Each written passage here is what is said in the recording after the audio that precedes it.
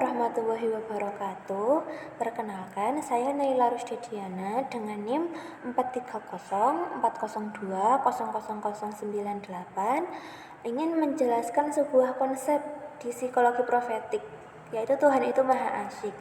Tuhan itu Maha Asyik saya ambil dari judul salah satu buku Sujiwotejo dan M.N. Kamba, yaitu yang berjudul Tuhan Maha Asyik, untuk menjelaskan tentang implementasi ketuhanan dalam diri manusia lewat tadabbur kenabian. Jadi kalau menurut buku Dian Homer yang berjudul Gen Tuhan, itu nilai-nilai ketuhanan atau zat-zat ketuhanan dalam diri Tuhan itu atau Gen Tuhan itu ada di setiap manusia. Dan manusia itu jarang sekali menyadari bahwa di dalam dirinya itu adalah ada gen Tuhan. Maka lewat tadabbur kenabian ini, saya harap penjelasan saya bisa menjelaskan bagaimana ketuhanan itu bisa menyatu dalam diri manusia lewat tadabbur, lewat pemaknaan terhadap kenabian.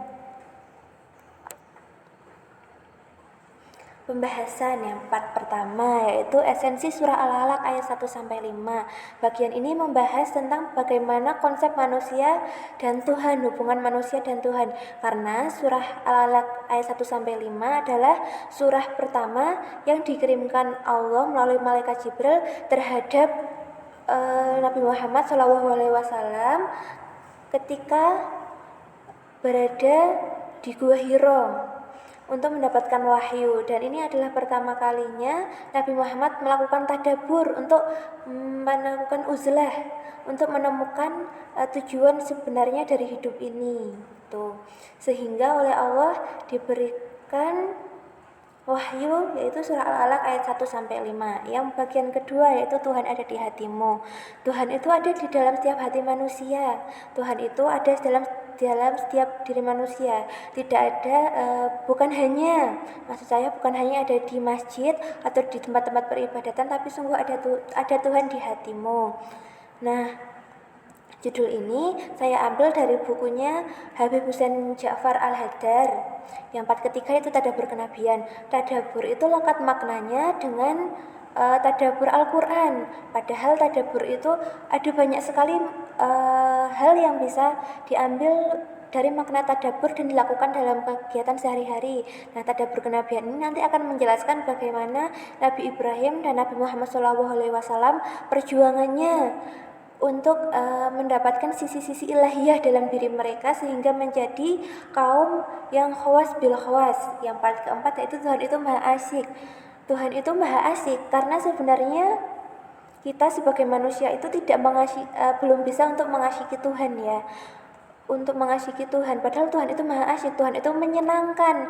Tuhan itu tidak seperti pandangan kita yang kaku, yang fundamental, yang seolah ajaran-ajarannya itu mengekang kita. Padahal Tuhan itu Maha Asyik, Tuhan itu Maha menyenangkan, dan Tuhan itu Maha baik. Nanti akan dijelaskan di part selanjutnya.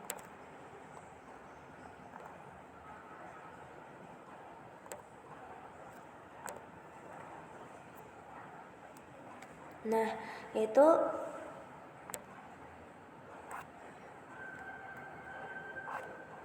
esensi surah Al-Alaq ayat 1-5. Nah, untuk manusia sendiri, esensi surah Al-Alaq itu manusia harus selalu bisa belajar agar mengetahui semula yang tidak diketahuinya. Hamka mengemukakan bahwa pendidikan merupakan sarana untuk membentuk pribadi manusia supaya berguna bagi masyarakat. Nah, pendidikan itu pendidikan itu syarat dengan ilmu pengetahuan. Jadi manusia itu harus selalu belajar agar mengetahui semua yang tidak diketahuinya. Manusia itu harus terus membaca, harus melakukan tadabbur, harus melakukan pemaknaan terhadap dirinya sendiri, terhadap ilahiyahnya sendiri. Dan dengan itu dia salah satu sarananya itu adalah melakukan pendidikan. Pendidikan itu erat kaitannya juga dengan belajar. Nah, untuk membentuk pribadi yang berguna di masyarakat dan diridhoi Allah Subhanahu wa taala, maka manusia harus terus menggalakkan pendidikan terhadap dirinya sendiri untuk berguna menjadi masyarakat. Yang kedua yaitu esensi surah Al-Alaq dalam pandangan Tuhan. Allah memberitahu manusia tentang apa yang tidak diketahuinya agar manusia menyadari bahwa manusia diciptakan secara sempurna dengan pengetahuan yang Allah telah berikan kepadanya. Allah telah menciptakan manusia dalam bentuk yang sebaik-baiknya. Dan esensi surah Al-Alaq ini Allah ingin memberitahu bahwa kita itu harus selalu untuk belajar, untuk mencari pengetahuan, untuk mencari makna dalam diri kita sendiri, untuk membaca diri kita sendiri, untuk membaca keadaan, membaca situasi, untuk membaca banyak hal dalam kehidupan kita, agar pengetahuan yang telah Allah berikan kepada kita itu tidak sia-sia, agar kita itu menjadi manusia yang berharga, sebagai manusia yang sempurna. Nah, hubungannya dengan psikologi profetik. Nah, Nabi itu kan mengajarkan kita untuk selalu belajar, untuk selalu bisa memperbaiki diri, untuk mempunyai pendidikan yang baik, untuk belajar hadis, belajar sunnah, untuk belajar banyak hal agar kita menjadi pribadi yang lebih baik dari hari ke hari. Bahkan Rasulullah SAW dalam suatu hadisnya itu pernah mengatakan bahwa orang yang paling merugi adalah orang yang tidak menjadi orang yang menjadi pribadi yang lebih baik di keesokan harinya, malah menjadi pribadi yang lebih buruk di keesokan harinya. Tuhan itu ada di hatimu, begitu. Sebagai dalam psikologi profetik mungkin jarang sekali dibahas. Tuhan ada di hatimu. Mungkin dari judulnya itu mungkin agak berbeda kalau di dalam pandangan psikologi profetik. Tapi untuk tazkiyatun nafas kita harus membuat Tuhan itu ada di hati kita, ada di hati kita. Tuhan itu tidak ada dimanapun, tidak kecuali ada di hati kita.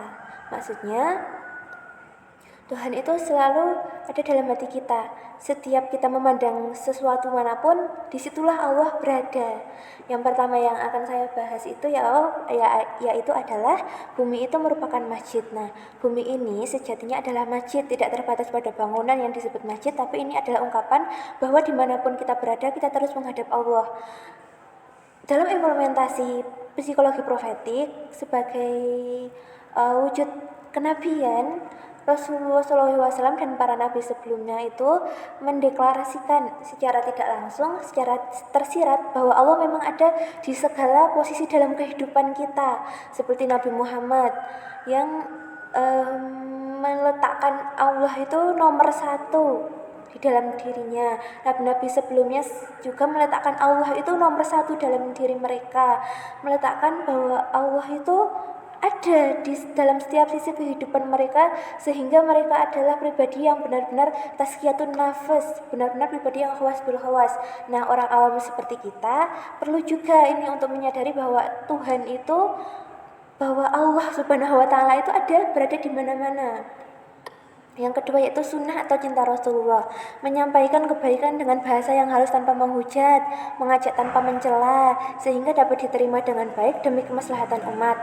Karena sungguh yang diinginkan Rasulullah SAW adalah kedamaian bagi sesama. Nah, ini yang cukup jarang ini dibahas, karena sunnah kecintaan terhadap Rasulullah itu terbatas pada definisi-definisi di mana kehidupan Rasulullah, bagaimana kegiatan-kegiatan Rasulullah, namun implementasi kedamaian atau rahmatan lil alamin itu belum bisa kita implementasikan dalam kehidupan sehari-hari. Seperti kita belum bisa menciptakan kedamaian untuk sesama.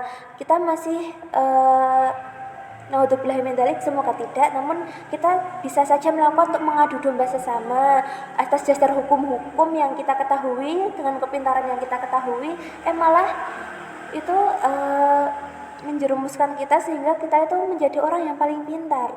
Padahal salah satu kecintaan kepada Rasulullah itu adalah cinta kepada kedamaian. Kita ingin untuk kemaslahatan umat. Jadi kita tetap kepada keseimbangan. Kita harus tetap berada pada keseimbangan, yaitu tidak memihak salah satu, namun memberi penjelasan yang baik terhadap hukum-hukum agama Allah. Namun kita tidak bisa mencela tentang mazhab-mazhab ataupun keyakinan orang lain dalam Islam itu sendiri, kecuali keyakinan yang salah dan tidak ada dalam Islam.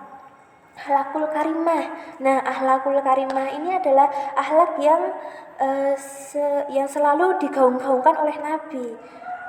Kita itu sering sekali ingin melakukan sunnah Nabi seperti ketika berbuka puasa dengan yang manis, ketika bagian sholat itu sesuai sunnah Nabi, makan sesuai sunnah Nabi, akan tetapi kadang kita lupa bahwa akhlakul karimah adalah output kegiatan beragama yang baik. Nah, kita harus menyampaikan pada sekitar bahwa akhlak umat muslim itu akhlak yang mulia sehingga memperbaiki citra agama. Citra agama muslim itu di beberapa bagian barat setelah kejadian menara kembar hancur ini pun masih menjadi stereotipe, masih menjadi bayang-bayang yang buruk. Padahal Islam itu tidak. Islam itu adalah agama yang cinta damai. Oleh karena itu, tugas kita itu adalah membentuk akhlakul karimah sebagai output dari kegiatan beragama kita yang baik dan rahmatan lil alamin. Nah, tidak perlu mengklaim mana yang baik dan yang tidak dalam suatu dasar hukum karena setiap mazhab itu benar. Setiap mazhab itu benar, setiap mazhab itu mempunyai keunggulan dan kekurangannya masing-masing karena perbedaan dalam hal tersebut adalah suatu keniscayaan yang tidak bisa kita abaikan. Karena perbedaan itu menyatukan, perbedaan itu memberi toleransi. Perbedaan adalah hal yang harus dihargai karena pertama manusia ini adalah sebagai tonggak rahmatan lil alamin. Rahmatan lil alamin berarti kita bertoleransi terhadap banyak hal, kita memberi kemaslahatan bagi umat, kita berguna di masyarakat gitu.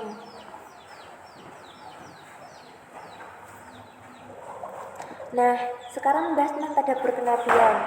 Dalam perjalanan kenabiannya, Nabi Ibrahim melakukan tadabbur untuk mengetahui hakikat Tuhan. Secara sederhana ini ya, tadabbur adalah upaya untuk melihat, memahami, merenungi sesuatu sampai sisi terjauhnya. Jika dikaitkan dengan Nabi Ibrahim, maka kisah Nabi Ibrahim sebelum diangkat jadi Nabi adalah tadabbur terhadap Allah Subhanahu wa Ta'ala. Pasti kita semua ingat bagaimana perjalanan Nabi Ibrahim itu untuk mendapatkan wahyu dari Allah Subhanahu wa Ta'ala, mulai dari mencari Tuhan. Ternyata Tuhan itu setelah dicari oleh Nabi Ibrahim, Tuhan itu adalah maha kuasa, Tuhan itu adalah maha segalanya, Tuhan itu tidak pernah mati, Tuhan itu tidak pernah tenggelam. Oleh karena itu kita itu harus mengimani dalam diri kita bahwa Tuhan itu ada, sungguh kekuasaannya itu adalah luar biasa dan Tuhan itu ada dalam diri kita. Tuh. Sebuah penelitian dari Amerika pernah menjelaskan bahwa gen dalam tubuh kita itu jika diruntut dalam alfabet itu berbentuk God atau Tuhan, yang berarti sisi keilahian dari manusia itu tidak bisa hilang, dan berarti manusia itu akan selalu terikat dengan Tuhan. Tuh. Rasulullah SAW itu ada banyak hal yang bisa ditadaburi sejak Rasulullah SAW menjadi Nabi dan Rasul. Penghayatan dan pemahaman esensi dari perjuangan beliau dapat memberi kita pelajaran bahwa sungguh Allah Maha Kuasa dan Maha Baik atas sesuatu karena Islam memberi pemahaman yang sempurna mengenai dasar-dasar hukum dalam kehidupan. Oleh karena itu perlu dari kita untuk mentadaburi kisah-kisah Rasulullah SAW. Nah, kesimpulannya, tadabbur itu seringkali dikaitkan dengan Al-Quran. Padahal makna tadabbur itu tidak sesempit itu. Seperti yang telah dijelaskan tadi, ada tadabbur alam, tadabbur kenabian, terus tadabbur untuk mencari suatu makna kehidupan. Itu ada banyak sekali makna tadabbur, dan kita perlu juga tadabbur kenabian, mentadaburi semua kisah nabi-nabi untuk meningkatkan ketakwaan kita kepada Allah Subhanahu wa Ta'ala. Nah, tadabbur adalah suatu proses di mana kita mengerti makna di sekeliling kita. Nah, itu tadabbur kehidupan juga dapat kita implementasikan dalam hidup. Kita harus mengerti apa sih makna kehidupan kita, apa sih makna dari tujuan hidup kita. Nah, dalam kajian profetik ini kita bisa mempelajari bagaimana makna tadabbur yang baik lewat turunnya wahyu daripada Nabi dan Rasul untuk mendapatkan ibrah atau pelajaran dan kehidupan, karena sungguh kehidupan kita itu adalah pelajaran hidup yang paling baik yang bisa kita dapatkan. Dan untuk mendapatkan tadabbur kenabian, kita juga perlu mentadabburi diri kita sendiri. Kita harus mengenali makna-makna kenabian. Kenapa Nabi Ibrahim kisahnya seperti ini, alasan-alasannya kenapa seperti ini, kenapa Rasulullah diberi perjuangan sekuat itu untuk membela umatnya. Maka dari itu kita akan timbul kecintaan kepada Nabi, kepada Allah Subhanahu wa Ta'ala.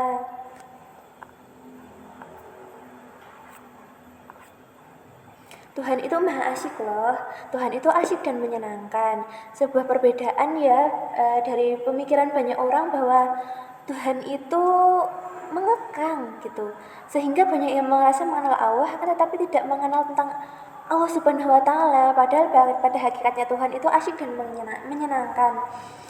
Saya membaca dalam bukunya Sujiwo Tejo dan M.N. Kamba bahwa Tuhan itu maha asyik. Tuhan itu dekat dengan diri kita. Tuhan itu bisa menjadi segalanya bagi kita. Sebagai kekuasaannya itu bisa membuat kita merasa senang, merasa tenang. Bukankah dikruboh itu membuat kita merasa tenang? Kekuasaannya itu, hakikatnya itu Tuhan itu asyik dan menyenangkan. Tuhan itu memberikan banyak pembelajaran hidup bagi kita agar kita itu kuat setiap hari. Ketika kita ditimpa masalah, Allah itu menyenangkan kita karena Allah itu dekat dengan orang-orang yang sabar. Siapa yang menemani kita di kala kesepian, di kala masalah menerpa? Allah, Tuhan yang Maha Esa itu paling mengatakan, aku tuh selalu bersamamu. Allah itu menyenangkan. Allah itu benar-benar ada untuk diri kita. Ketika kita kesepian, ketika kita ditimpa suatu masalah, ditimpa badai yang berlalu lalang, aral yang melintang. Jadi untuk mengenal Allah, sebaiknya kita mulai melepas sisi keduniaan kita yang memang tidak diperlukan.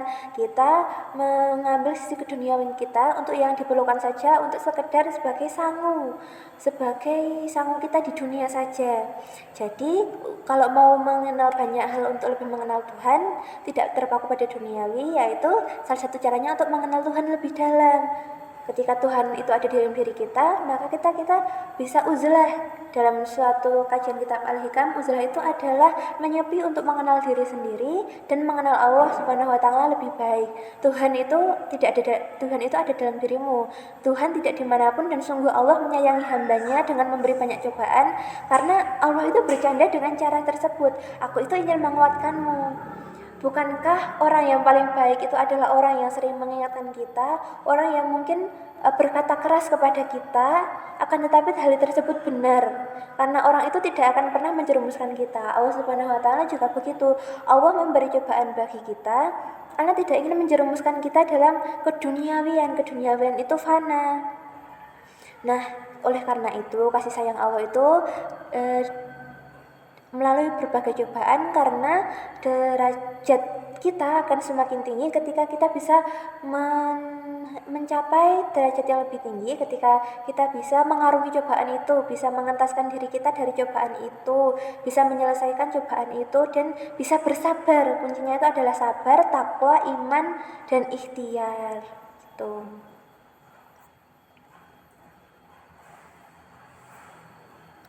Nah, untuk daftar pustakanya yaitu saya mengambil yang pertama dari Hamka pada tahun 1997 yang berjudul Lembaga Hidup, diterbitkan oleh Panjimas Jakarta. Yang kedua yaitu oleh Muhammad Quraish Shihab tahun 1992 membukukan Al-Quran, diterbitkan Mizan di Bandung. Yang ketiga Husain Ja'far Al-Haddad yang diterbitkan tahun 2021 yaitu Buku Tuhan Ada di Hatimu, Jakarta di Naura Books.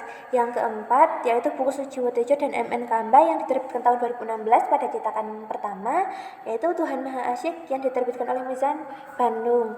Nah, terima kasih atas perhatiannya. Jika masih banyak salah kata ataupun masih terdapat banyak kekurangan dalam video ini, saya meminta maaf, karena sungguh manusia itu di balik kesempurnaannya tentu saja memiliki kekurangan. Wassalamualaikum warahmatullahi wabarakatuh.